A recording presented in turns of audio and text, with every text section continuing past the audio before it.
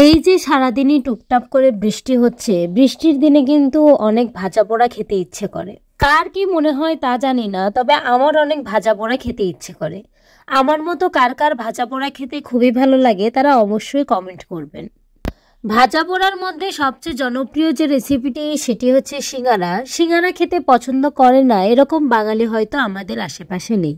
সিঙ্গারা বানানো কঠিন রেসিপি মনে হলেও আসলে কিন্তু এটা কঠিন কোনো রেসিপি নয়, একেবারেই সহজ একটা রেসিপি।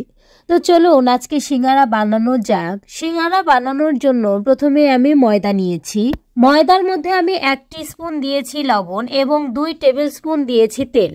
আপনারা যদি সিঙ্গারাটা আরও বেশি একটু খাস্তা করতে চান তাহলে তেলের পরিমাণটা বাড়াতে পারেন। আমি তেল দিয়েছি 2 টেবিল চামচ। তেলের সাথে ময়দা ভালো করে মিশিয়ে নিয়ে পানি দিয়ে মথে নিয়েছি। এখানে কিন্তু আমি গরম পানি ব্যবহার করিনি, এমনি স্বাভাবিক যে পানিটা সেটা ব্যবহার করেছি। সিঙ্গারার ডোটা একটু শক্ত শক্ত ধরনের হয়, একেবারে নরম হয় না, তাহলে সিঙ্গারা বানানো যায় না। আমারটা যদিও একটু নরম হয়ে গিয়েছিল, কিন্তু খেয়াল রাখবেন সিঙ্গারার ডো কিন্তু শক্ত হয় এবং সিঙ্গারার ডো কিন্তু রেখে দেওয়া যাবে না, সাথে সাথেই বেলতে হবে, তাহলে এটা শক্তই থাকবে, সিঙ্গারা বানাতে খুব ইজি হবে। এরপরে আমি নিয়েছি সিদ্ধ ডাল এবং তার সাথে নিয়েছি সিদ্ধ আলু। আমি এর সাথে নিয়েছি বাদাম। বাদামটা স্কিপ করতে পারেন, তবে দিলে ভালো লাগে। প্রথমে একটা কড়াই তুলে দিয়েছি, এর মধ্যে দিয়ে দিয়েছি তেল। তেলটা একটু গরম হয়ে আসলে এর মধ্যে দিয়েছি জিরা।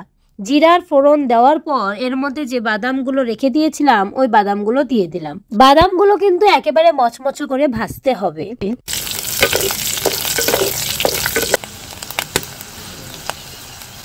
বাদাম একেবারে মচমচে হয়ে গেলে এর মধ্যে দিয়ে দিতে হবে পেঁয়াজ এবং মরিচ। সিঙ্গারার ভেতরের যে পুর সেটা কিন্তু তৈরি করছি। এখানে পেঁয়াজ এবং মরিচটা একেবারে বাদামি বাদামি করে ভেজে নিতে হবে। বাদামি বাদামি করে যখন ভেজে নেওয়া হবে তখন এর মধ্যে মশলা অ্যাড করা শুরু করতে হবে। মানে পেঁয়াজের যখন রং আসতে শুরু করবে তখন এর মধ্যে মশলা অ্যাড করব। প্রথমেই দিয়ে দিলাম মরিচের গুঁড়া, এরপরে দিয়েছি হলুদের গুঁড়া, এরপরে দিয়েছি আদা, রসুন এবং জিরা বাটা। এর মধ্যে দিয়ে দিতে হবে লবণ। লবণটা পরিমাপ মতো দেবেন, যে যেরকম খান, ঝালটাও ঠিক তাই, যে যেরকম খান সেরকম দিতে পারেন।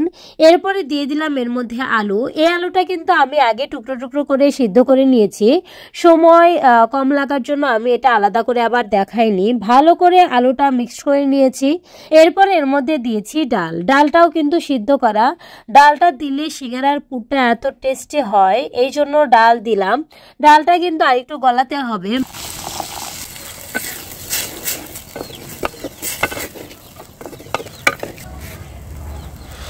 ওপর দিয়ে আমি আরেকটু লবণ ছিটে দিয়েছি, এরপর ঢাকা দিয়েছি। এরপর ঢাকনা তুলে এটা কিন্তু একেবারে শক্ত শক্ত করে ভেজে নিতে হবে, মানে এটা যেন নরম না হয়, একটু পোড়া পোড়া ধরনের হয়, আবার যেন পুড়ে না যায়, মানে গন্ধ যেন না হয়। ডালটা কিন্তু আমি ভেঙে দিয়েছি এবং কয়েকটা আলু আমি ভেঙে দিয়েছি, তাহলে সিঙ্গারার পুরটা খেতে অনেক টেস্টি হয়। আপনারা অবশ্যই ডাল এবং সিঙ্গারার পুরটা ভেঙে দেবেন। আমি যে ময়দা রেখে দিয়েছিলাম সেই ময়দাটা আবার একটু হাত দিয়ে মথে নিচ্ছি। ময়দা রেখে না দিলেই ভালো হয়, তাহলে শক্তই থাকে, রেখে দিলে অনেকটা নরম হয়ে যায়। এরপর আমি যে ময়দাটা রেখে দিয়েছিলাম সেটা রুটি করে নিচ্ছি। রুটিটা কিন্তু একটু লম্বাটে ধরনের হবে, মানে মাঝের দিকে একটু মোটা হবে, দুই পাশে একটু সরু ধরনের হবে। প্রথমে গোল করে করে নিয়ে তারপরে দুই পাশে লম্বা করতে শুরু করবেন। আমি সেভাবেই করে নিয়েছি। সিঙ্গারা কিন্তু আমরা কম বেশি সবাই খেতে খুবই পছন্দ করি এবং এটা বানানো খুবই ইজি, তবে মাঝে মাঝে খুবই ঝামেলার মনে হয়। আমি কিন্তু রুটিটা গোল করে নিয়েছিলাম, পরে টেনে টেনে দুই পাশে লম্বা করে নিচ্ছি, এরপর মাঝ বরাবর এভাবে কেটে নিচ্ছি। সবগুলো এরকম করে নেওয়ার পর আমি সিঙ্গারাগুলো বানিয়ে নিব। আমি সবগুলো এভাবে রুটি করে নিয়ে মাঝ বরাবর কেটে নিয়েছি। এরপর যে পাশে সমান করে কেটে নিয়েছিলাম সেই দুইটা পাশ লেগে দিলাম।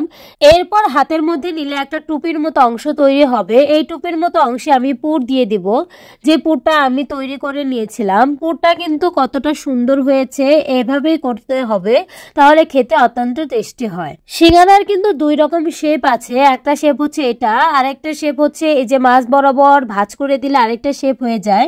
আমাদের বাংলাদেশে অবশ্য মাছ বরাবর ভাঁজ করে দেওয়ার যে শেপ সেটাই প্রচলিত, তবে বাইরের দেশে আমি অনেক জায়গায় দেখেছি যে সিঙ্গারার মাঝখানের যে ভাঁজটা সেটা তারা ব্যবহার করে না, ওই শেপটাও দেখতে কিন্তু অনেক সুন্দর লাগে। ওই শেপটাও মানে খুবই প্রচলিত একটা শেপ, তবে আমাদের এখানে আমি যেভাবে বানাচ্ছি সেভাবেই বানাই।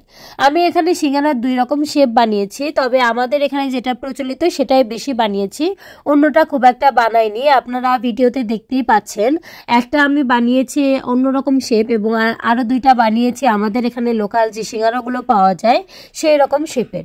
এটা কিন্তু বানানো খুবই ইজি, শুধু 2 পাশ লেগে দিয়ে মাঝখানে পুর ভরে দিয়ে আবার 2 পাশ লেগে দিতে হবে, তাহলেই বানানো খুব ইজি। আমি কিন্তু কোনো রকম তেল অথবা পানি ব্যবহার করিনি লাগানোর জন্য, আমার কিন্তু একটা সিঙ্গারাও ভাঙেনি, কিন্তু আপনারা চাইলে ব্যবহার করতে পারেন।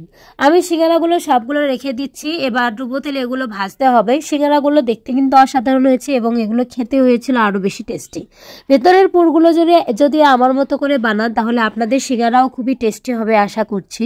এরপর আমি তেলে সবগুলো ভেজে নিলাম।